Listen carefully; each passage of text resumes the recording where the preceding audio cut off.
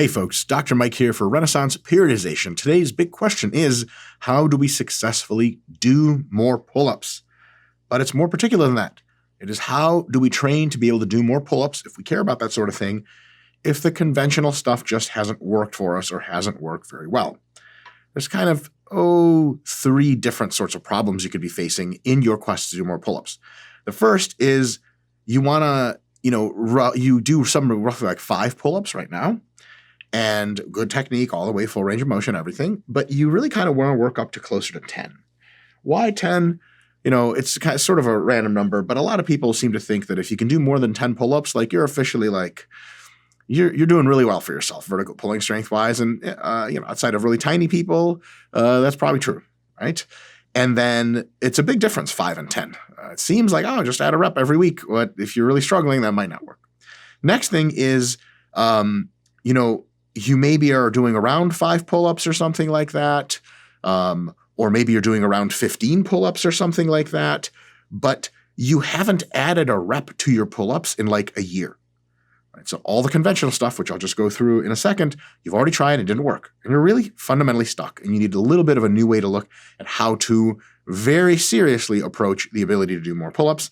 And then lastly, you may be in the situation where you actually can't do a pull-up yet, and you want to do your first pull-up. And in this case, the program design and principles I'm going to sort of elucidate for you here, they work really well for you, especially for you. So give this a good look. Now, earlier I said this is a special video because regular training just hasn't worked in a while to meaningfully increase your ability to do pull-ups. So what do I mean by sort of conventional training, conventional practices? By this, I mean stuff a lot of you have probably tried and stuff that I've tried in the past, stuff that's pretty popular. For example, just training hard. Okay. And if you ask someone in like Reddit comments or YouTube comments, hey, how do I, any tips for doing more pull-ups? Inevitably, some asshole comes in and goes, fuck, train hard, bro. Hey, fuck. I never thought of that. I thought I would just barely train at all and train super easy and just get everything I want. And they're like, really? You're like, no, not really. God damn it. Get out of my face. I'm already fucking training hard. And most of you are. So great. And here's the thing. If you're not training hard, you got 99 problems. And not being able to do as many pull-ups is just one of them. And 90 of them are related to you not training hard enough. So that's something you need to fix on your own. Next, band-assisted pull-ups. Okay, these are sort of like, just do band-assisted pull-ups. A couple problems with them. It's only one modality. It's not a whole lot of variation. You can only do them for so long until you're like, okay, let's see if this worked. Another big problem is that bands actually provide more resistance for you at the bottom and less at the top, which is the opposite of the force curve that you naturally get from your anthropometry and muscle function doing pull-ups, okay? As pull-ups get to the top part, that tends to be, the part that you could use a little bit more assistance in, and the bottom part of pull-ups is actually the most hypertrophic. So if you're big stretching your lats at the bottom, you want more load there, not less. So band training can work, and it does, but it's limited in a couple of ways as described, and this is not a very effective tool to increase pull-ups.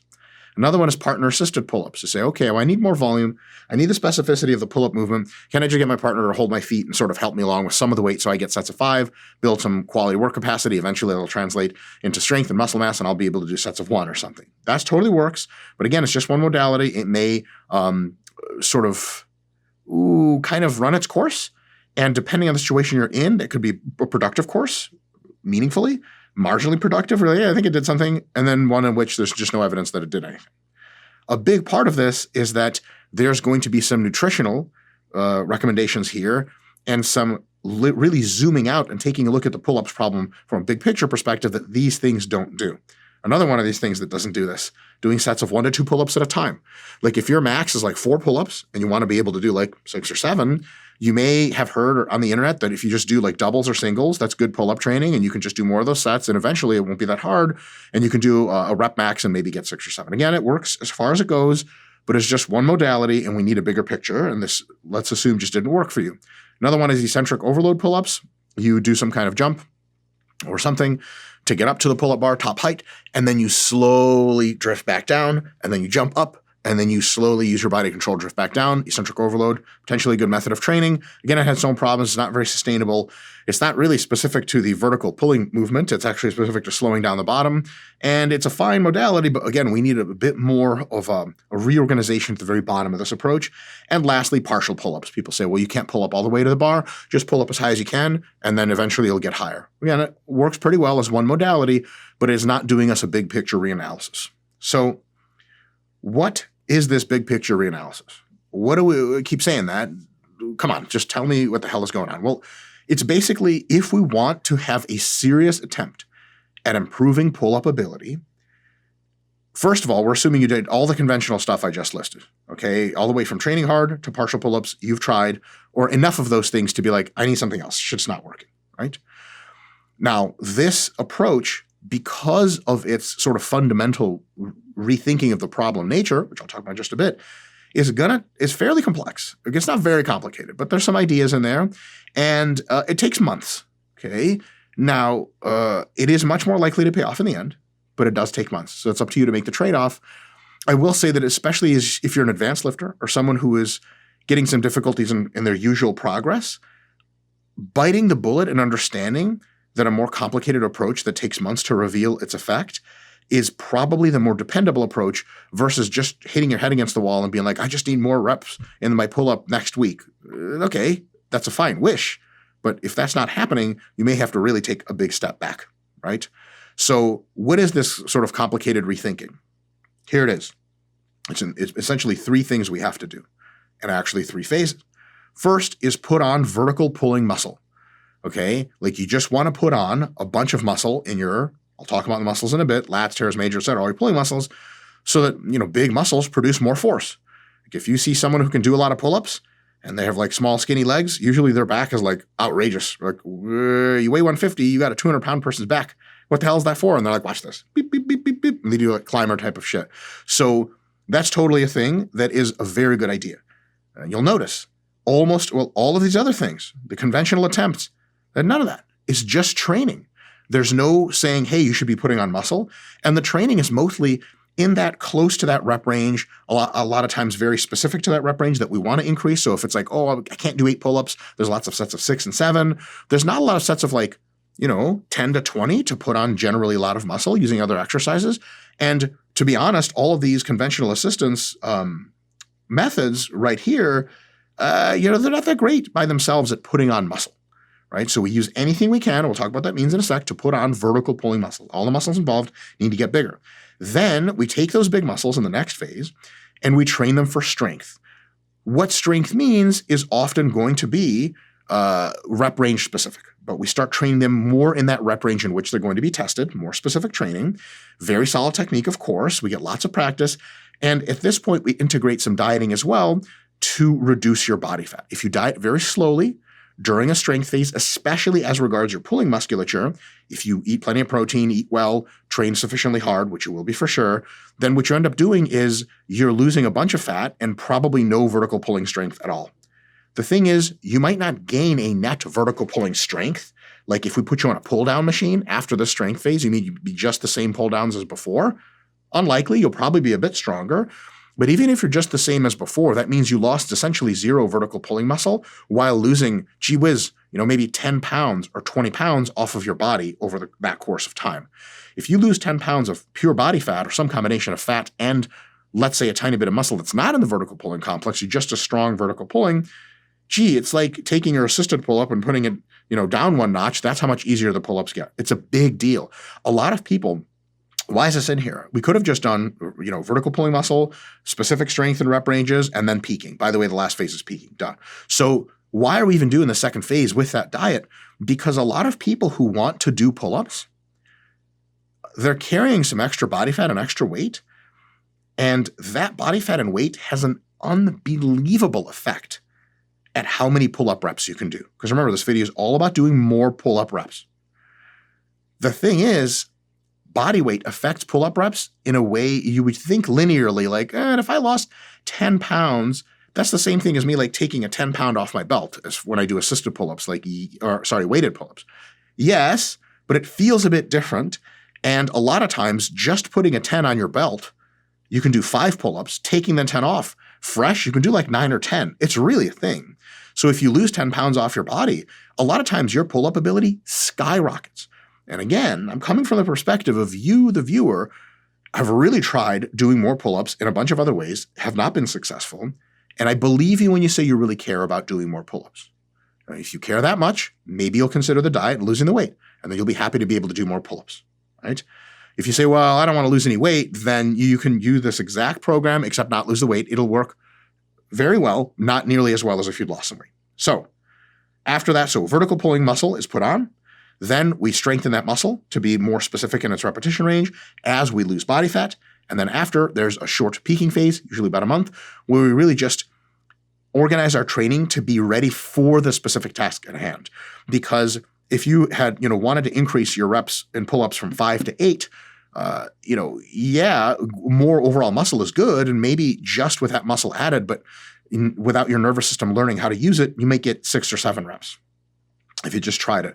Without the strength stuff and working in specifically close to that rep range, you might get maybe 7 or 8 pull-ups if you're lucky. So if you've put on all the muscle and then you've worked on the specific rep range, maybe you'll put on 7 or 8 pull-ups. But if you don't peak very well, then what happens is you're just not there that day. Your fatigue is a little too high, your specificity is a little too low, and you're just not showing off your very, very best. If you peak properly, you used to do 5 pull-ups, you want to do 8, you might hit 9 or 10. And then you'll be like, oh my God, this is incredible. And it's, again, slide is titled a serious attempt at increasing number of pull-up reps. So if you sort of recreationally care about it, you'll learn some tidbits, but this is like if you're for real wanting to get into it. All right. Phase 1, putting on vertical pulling muscle. This is going to be a plan that lasts for several mesocycles. So we're talking about 2 to 4 months of this kind of training. You want to build as much muscle as you can in all of the vertical pulling musculature, which covers at least the lat, the teres major, a few other muscles in the back, the rear delts, and the forearm flexors. Okay? Because believe it or not, the stronger your biceps are, the more pull-ups you can do. I know, crazy, right? It's a pulling muscle. So what you want to focus on are exercises such as pull-downs, assisted pull-ups, rows, bent barbell and cable face pulls, because they hit your rear delts and side delts. So when you pull up on a vertical bar, it's a very similar movement. And of course, curls, right? You didn't think you were going to get to train your biceps with pull-up strength, but that's a huge thing, right?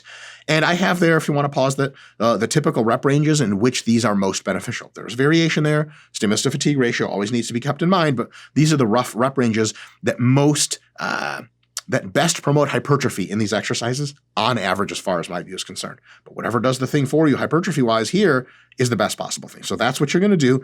Here's a sample plan of it. You'll notice the frequency is ultra high. It's 6 days a week of pull training, but it's only 2 exercises per day, and it alters between vertical pulling and some shoulder work and some rowing to grow the muscles of the back more, but take a little bit fatigue off of the vertical pulling thing, and also some curl stuff, right? Or vertical pulling and curls, and then rows and face pulls and stuff on the other day. So it alternates. That way your back grows very well overall, with, at the same time, lots of specificity for vertical pulling, lots of shoulder growth, especially rear delts, and lots of biceps. Really good to go. Standard, all the other RP stuff applies about designing these mesocycles, right? And of course, you might be doing other training other than this, but it's just 2 exercises a day, so you can train most of your other stuff like you want. All right. Phase 2 is essentially sort of a basic strength phase, except modified, maybe better titled specific strength. So for several mesocycles in this phase, you are going to increase your 3 to 6 rep strength in pull-ups as much as possible in many cases, especially in ones in which you can do between 0 and 10 pull-ups. That's where especially that 3 to 6 rep range is a really good idea. Also, during this couple of mesos, you diet down somewhere between 3% of your body fat off to as much as 10% of your body fat off. That's generally the constraint. Anything less than 3%, you might not notice. Anything greater than 10% would require Herculean effort. You might even lose some strength. That would be not good. It's a personal trade-off as far as you're concerned for your choice. Never exceed, going faster than 1% body weight loss per week. Otherwise, you're good to go. During this time, training can focus on a lot of other exercises and the ones we have been doing. So weighted pull-ups can come into the mix.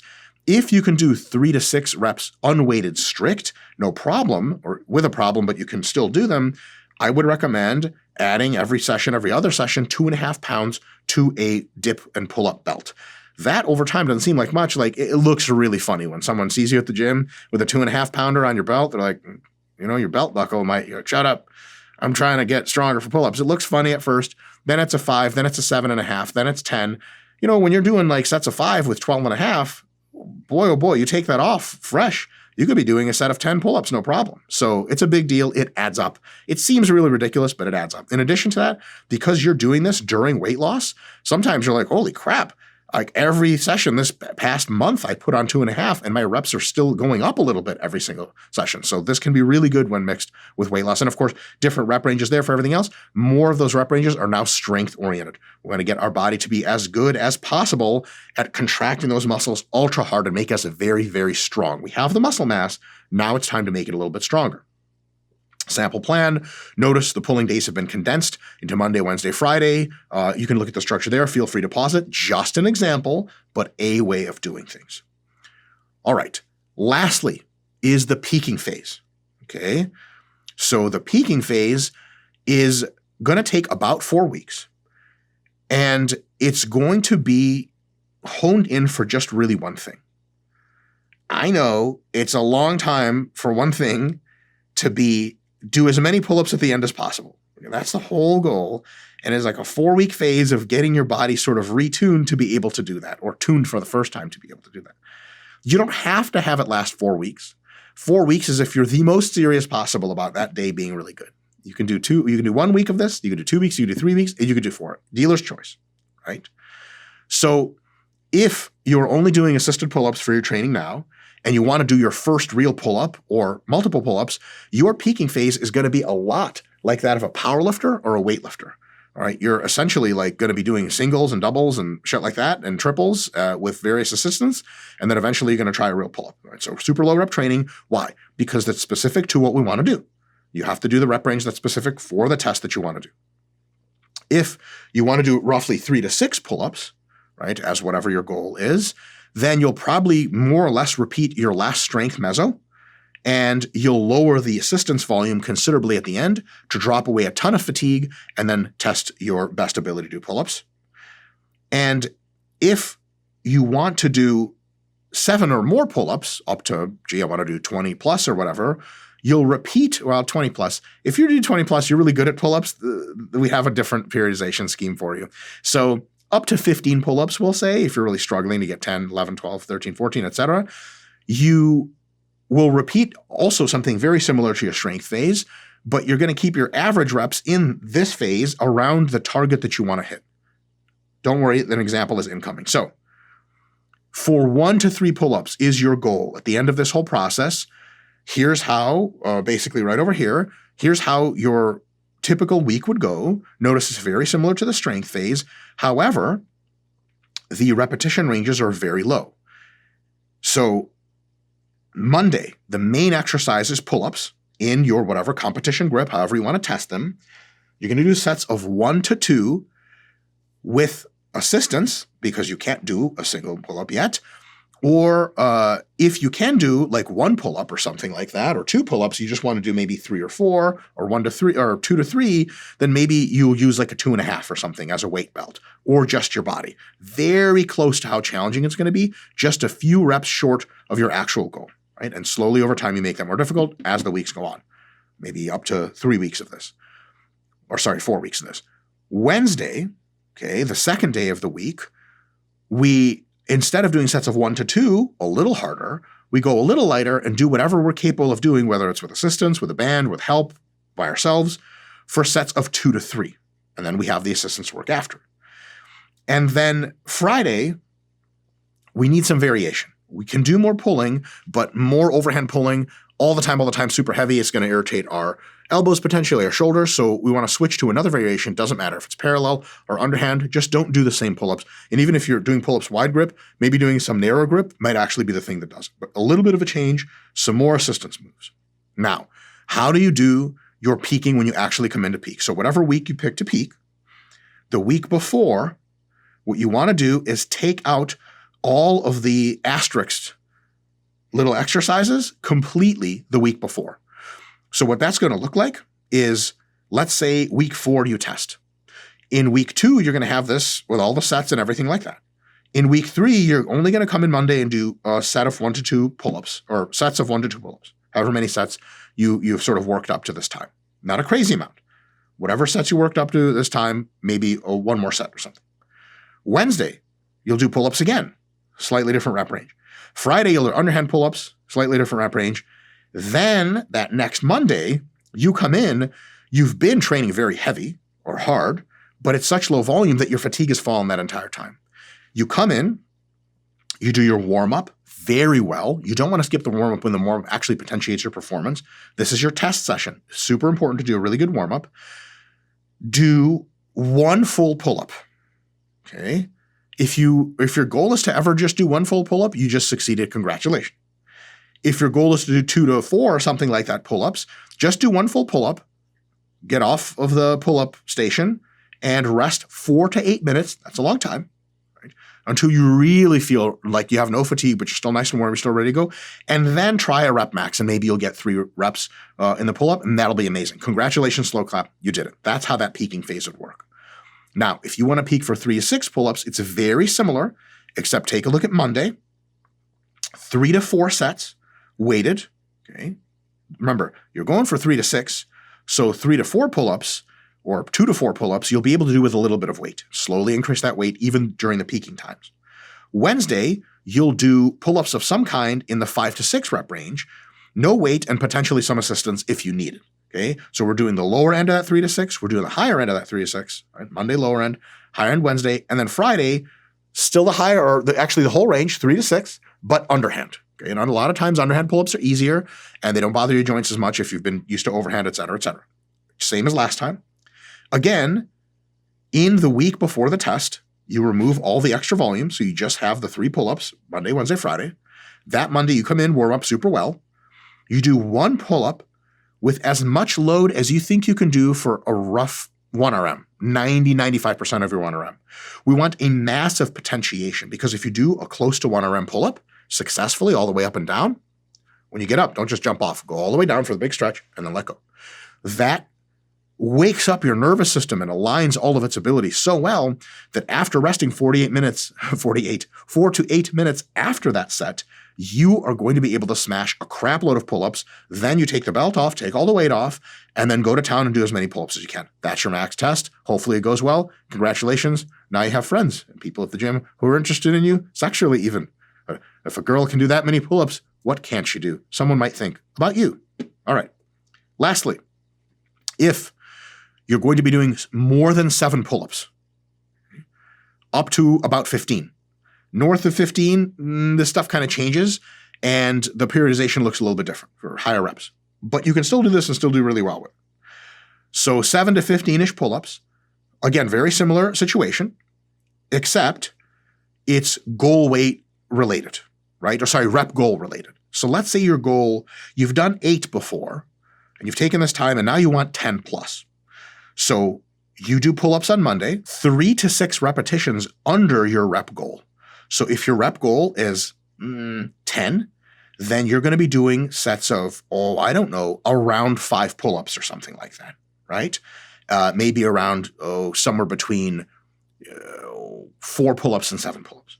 Not dogmatic, somewhere in that region. But remember, that's not low RIR. That's not high RIR. That's not very far from failure. That's very close to failure. So you have to weight that pull-up. So it's a weighted pull-up you're doing, heavier than you would encounter in your actual test, just by 3 to 6. On Wednesday, you do also heavy pull-ups, but a little less heavy, 1 to 3 repetitions under your eventual goal. So if your goal is 10 pull-ups, you could do as many as sets of 9 pull-ups, okay, up to as many as 9 with some weight. Okay, so that's very, very, very specific, very, very close, but just a little bit heavier, right? And then Friday, you do some kind of assisted pull-up. Which kind is up to you. Hopefully you have assisted pull-up machine access. If you don't, get somebody to hold your feet. If you don't have that, get a band, which sucks, but whatever. If you don't have any of that, then pull downs for these reps. What reps are they? Well, it's sets of 1 to 3 reps above your target reps. So if your goal is 10 pull-ups when you're doing the peak, this can be like a set of 12 to begin with with your partner holding your legs, or assisted pull-ups. Close, but a little bit above. So basically we have 3 days in our week, Monday, Wednesday, Friday. In this plan, Monday, we're doing much heavier, but slightly lower reps below where you want to be. Significantly lower reps, very heavy. Wednesday is just under the rep range you want to be, a little heavier. And then Friday's just over it. So we're taking care of specificity by flirting around with it, very, very close to it. But we're not psychologically burning out by practicing our pull-up rep maxes all the time. That's something you don't want to get into in most cases. Max testing should occur very infrequently. It shouldn't occur all the time. If it's like, oh, I worked up to a daily max that wasn't high RPE, there are ways to do that. But all out, full out maxes, which this would get very linearly close to if you did, not a good idea. So we stay a little south, we stay a little north, we build some very big strength because it always helps to be overall stronger. And then when we get to close to what we're doing, we're already there in that specificity range. And when you do your normal unweighted pull-ups for many reps as possible, it's going to feel very comfortable, very similar, except easier because most of the time you're doing much harder things, right? So the test will work like the following, okay? So, I'm sorry, I forget to mention one thing. So it says barbell rows, and it's instead of the rep range, it says like at. Like, what the hell does that mean? Well, sets should be done at this point around your target pull-up duration. So for example, if it takes you 28 seconds to do 10 pull-ups or 9 pull-ups, and you want to be able to do 11 pull-ups, and you looked at your videos, every pull-up is whatever, like roughly, something like 2 to 3 seconds, then you think, okay, so it's going to take me basically 33 to 35 seconds to do like 12 good pull-ups. Then all of the rep ranges you pick for all of your exercises is going to be a number of reps that gets you contracting the muscle hard for roughly 30 to 35 seconds. That's going to be very different rep ranges based on the exercise and based on your execution of it. So you just want to, let's say for bent rows, if you measure the time, you just do a set of bent rows for 15, just as a test weeks before this. And 15 reps, it takes you like 40 seconds to do. And 10 reps, you looked at your video and it said, 10 reps, it took me like, about 12 seconds or something. Or sorry, like 22 seconds. Somewhere between there, you can scroll over to see where rep 12 is, and you're like, around 35 seconds. All right, sweet. So perfect. But it could be that you go through faster with rows and rep 20 is at 35 seconds. Then you do sets of 20. We want that specificity to be of muscular contraction time because we want a very similar effect, a very similar burn, a very similar buffering capacity to develop, having to fight through those metabolites for that exact duration or very similar duration, because when we get to the actual test and we have to go as hard as we can for 30 to 35 seconds, especially at the end where it's to the limit, then we want to be very, very well trained in all of our exercises to fatigue around that time, close to it, so we can be really, really good. That's the deal. So that's what you do. Very similar rep maxing at the end. You take your last week of this and you dump all of your assistance work. So only the pull-ups remain. You do a sum total of like 3 days of only pull-ups for 3 to 4 sets each time. Super easy. Compared to what you're used to here, super fucking easy. You drop a bunch of fatigue, but you still feel strong. You show up on Monday of that next week. You go up to a 2 to 4 pull-up rep max.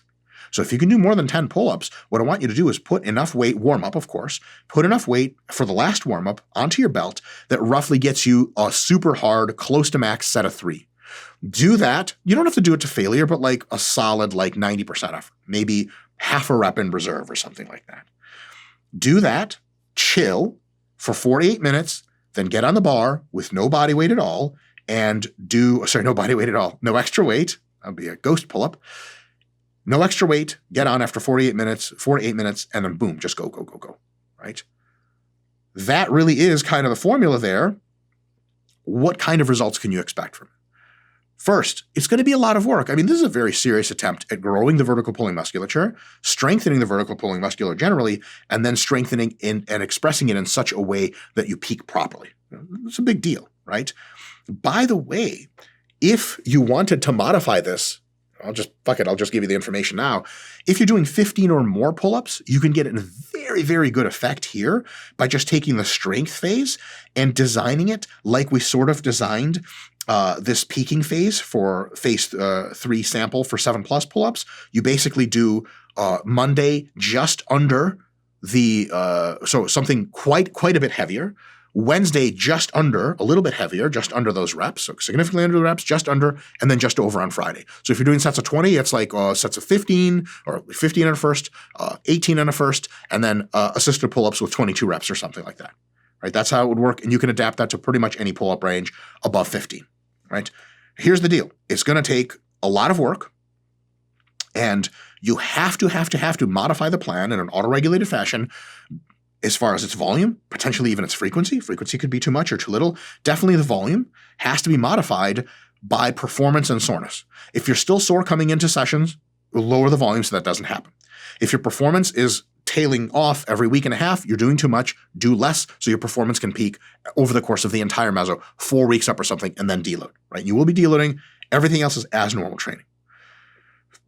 In this method, using this method, it is very possible to put 5 reps or more onto your pull-up abilities within a 4 to 8 month time span. Now, that's not crazy at all, right? If someone said, hey, you can put up 5 pull-ups on your abilities, in 4 to 8 months, some people who've never done a pull-up could be like, oh my God, that's incredible. And for them, that may actually happen, right? That may actually be really good news. But for many people, if you can do 5 to 10 pull-ups, 10 to 15, 5 more pull-ups ability over the course of 48 months, especially if you come from a background of like just getting through your noob gains and you were putting on a rep every week for pull-ups or something for a bunch of weeks, it's not going to be super impressive to you. But here's the really big deal and how we'll finish off this video. You're doing this because based on the second slide of this entire video, the other shit just didn't work, right? The other shit didn't work. You put some bands on, you listen to the people at the gym, you got some partner-assisted shit, you did it a bit. It just didn't fucking work. Maybe you added half a rep to your pull-up max over 6 weeks and you're just like, what? Fuck this. Like, I guess it's just not in the cards for me to ever be able to do a lot of pull-ups. That might not be true until you try this, right? Right there. So, as usual, take away the concept that we've been talking about and build your own plan based on your own preferences, recovery ability, timelines, etc. Good luck, and I'll see you when you can do more pull-ups. And if you run this protocol and you see me at your gym at some point, and if you did a bunch of pull-ups with it and you hit PRs, absolutely come up to me, talk to me. I'll love it. I'll sign your titties or whatever. If you didn't actually have success with this plan, I don't ever want to ever make eye contact with me in the gym. You don't know my name. I don't know you. I'm going to have the Unabomber glasses on and the hat, hoodie. We're out.